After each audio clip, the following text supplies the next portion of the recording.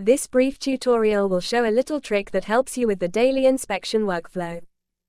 How to save and recall a coordinate system in TouchDMIS.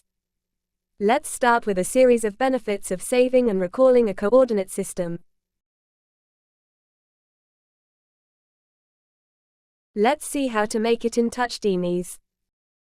After the alignment, here you can see the current selected coordinate system. Now we are ready to save the coordinate system in the repository. Open the Datum window and select Open and Save Datum button. The list on the left column is the coordinate systems that are defined in the program. Instead, in the right column, you can find the saved coordinate systems. Now, select the current coordinate system and click on the Save button.